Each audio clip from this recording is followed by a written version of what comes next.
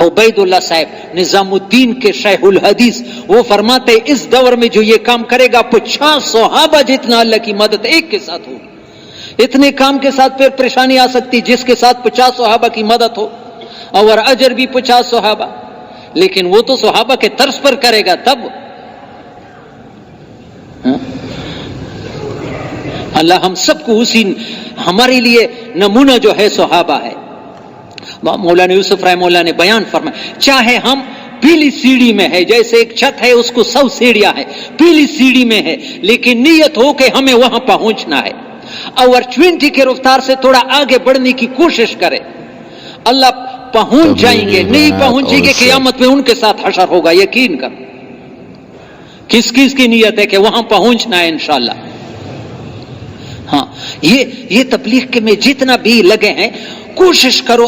ابھی یہ ہمارے پیر صاحب نے کہا، یہ جوڑ کا نچوڑ جو تھا، سارے 16 نمبر حلقے کے پرانے ساتھی گئے 3 دن کے، 29 30 یکم یہ جنوری، یہ 29 جنوری 30 31 جنوری، یہ 3 دن، اس میں یہ ہی تھا کہ بھائی تبلیغ میں آہستہ آہستہ بڑھنے کی کوشش کرو۔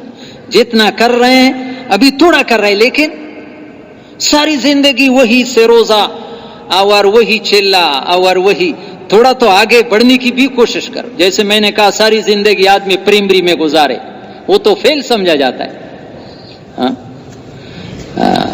تھوڑا تھوڑا آگے، اور اللہ کی مدد ساتھ ہو تو آگے۔ یہ اسباب کی محتاج نہیں ہے، یہ قربانی کی محتاج ہے، یہ کام قربانیوں کا ہے۔ اور اس جوڑ میں مجھے ایک بات بہت پیاری لگی، بہت پیاری توجہ جوانوں کے لیے۔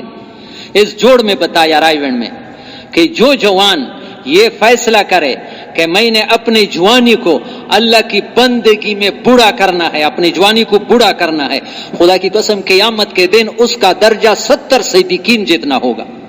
کس کس جوان کی جو نیت ہے کہ میں نے بس جوانی کو اللہ کی بندگی میں لگانا ہے، اللہ بھوک سے نہیں مروائے گا۔